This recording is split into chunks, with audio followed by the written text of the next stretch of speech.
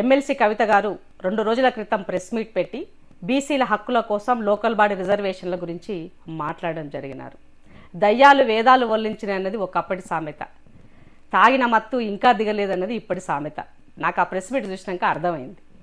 సోదరి, బీసీల గురించి మాట్లాడే నైతిక హక్కు నీకున్నదా? ఎన్నడన్నా బీసీల హక్కుల గురించి, రిజర్వేషన్ల గురించి, ఉపాధి అవకాశాల గురించి ఎన్నడన్నా సోచాయించినవి? 10 సంవత్సరాలు మీ నాయన ఎంబీసీ కార్పొరేషన్ పెట్టి 2000 కోట్లని చెప్పి 3 కోట్లు ఖర్చు పెడితే ఏడవండి నువ్వు మాట్లాడకుండా. అలాగే బీసీ సబ్సిడీ లోన్ల కోసం బడ్జెట్లో కేటాయించినటువంటి నిధులు 2160 కోట్లయితే దానికోసం ఖర్చు చేసింది 661 కోట్లు. ఆ రోజు ఏడవండి నువ్వు మాట్లాడకుండా. బీసీ సబ్సిడీ లోన్ల కోసం 8,61,000 మంది అప్లై చేసుకుంటే 82,000 మందికే ఇచ్చినాడు, మాట్లాడకుండా ఏడవండుకున్నావు. ఇవన్నీ ఎలక్షన్ల ముందుకు ఇచ్చినటువంటి ఆర్టీఐ లెక్కలు నా దగ్గర ఉన్నటువంటి ఇది డేటా ఇన్ఫర్మేషన్. నీకు కావాలంటే పంపుతా, చూసుకో.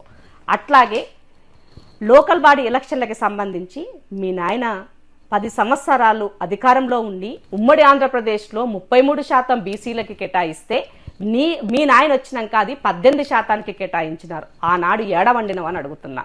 ఇవాళ కొత్తగా ప్రెస్ మీట్ పెట్టి బీసీల హక్కుల కోసం నువ్వు మాట్లాడుతూ అందులో సీతక్కను పేరు తీసుకొని ఆమెని అవహేళన చేస్తున్నట్టుగా మాట్లాడే నైతిక హక్కు నీకుందా అని అడుగుతున్నా. కరెక్టే, నీ లెక్క సీతక్క గడి దొరసాని కాదు, నీ లెక్క లిక్కర్ దంద చేయలే, నీ లెక్క దుబాయ్లో ఆస్తులు కూడా పెట్టలే, నీ లెక్క విల్లాలు కొనలే హైదరాబాద్లో, నీ లెక్క 1000 ఎకరాలు సంపాదించలే, నీ లెక్క వజ్రాలు వైడూర్యాలు లేనిది బయటకు రాకుండా ఉండదు మా యొక్క, నీ లెక్క పట్టు చీరలు తప్ప వేరే చీర కట్టకుండా మా యొక్క ఉండదు. కరెక్టే, ఇవన్నీ వాస్తవమే, ఇవన్నీ నిజమే. నిత్యం ప్రజల కోసమే పనిచేస్తున్నటువంటి వ్యక్తి పట్ల ఇలాంటి మాటలు మాట్లాడొచ్చునా నువ్వు? ఆమె ప్రెస్ మీట్ పెడితే నాకు ఈ కష్టం ఎందుకని మాట్లాడినావు.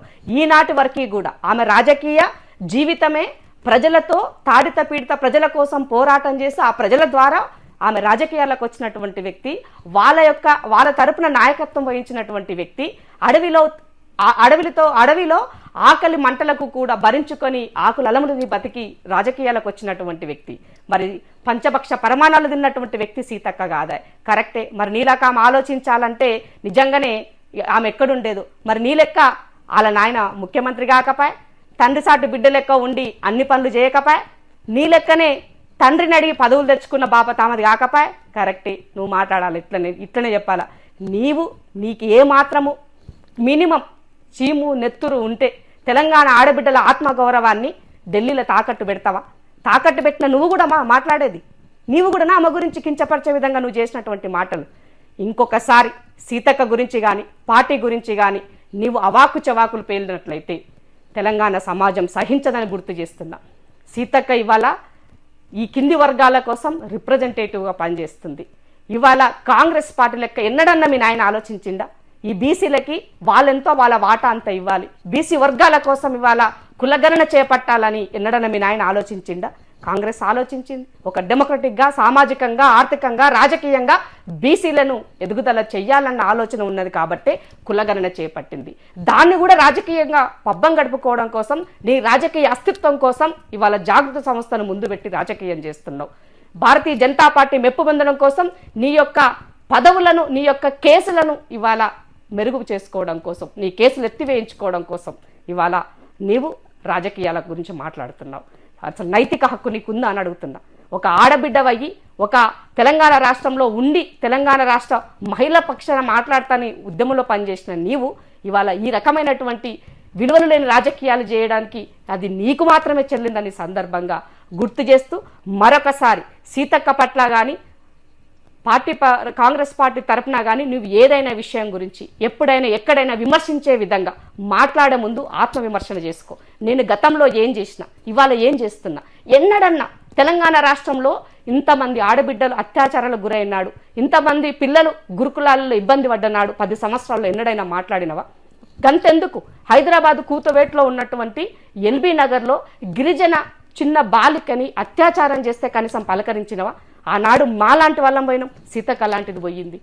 అదే ఆదిలాబాద్లో లక్ష్మి అనే సోదరి, కనీసం ఆ అమ్మాయి పట్ల స్పందించినవా? ఆ బీసీ బిడ్డని మాట్లాడినవా ఆనాడు? మరి ఏమైంది? నువ్వు అధికారంలో ఉన్నప్పుడు జరిగిన విషయాలే కదా ఇవన్నీ. ఇదే దిశ ఇన్సిడెంట్లో దేశమంతా కోడై కూసింది, కనీసం నువ్వు ఎక్కడన్నా చిన్న స్పందన నుంచి వచ్చిందా? మరి ఆనాడు ఏడవండినవు. అంటే ఆనాడు తాగిన మత్తు ఇంకా వదలలేదు, అందుకే ఆ మత్తులోనే ఇంకా కూడా నీవు రాజకీయాలు మత్తు రాజకీయాలు చేస్తున్నావు అని చెప్పాల్సినటువంటి పరిస్థితి ఏర్పడుతున్నది. కాబట్టి ఒకసారి ఒక ఏలు ఎత్తి చూపి నువ్వు మాట్లాడినప్పుడు 4 వేలు నీ వైపు చూపిస్తాయి అన్నది మాత్రం గుర్తుపెట్టుకో. ఎన్నడూ లేనిది ఇవాళ జాగృతి సంస్థ యాదికొచ్చిందా?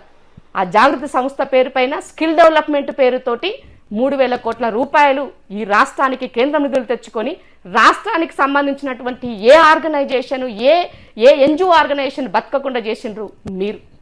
కాబట్టి ఇవాళ మీరు బీజేపీలు ఒకటయ్యి కుమ్మక్కయ్యి ఇవాళ కాంగ్రెస్ పార్టీ పట్ల పొద్దున్న లేస్తే ప్రజల పట్ల మాట్లాడేటువంటి నాయకుల మీద అవాకులు చవాకులు పేరితే సహించేది లేదు. తస్మాత్ జాగ్రత్త.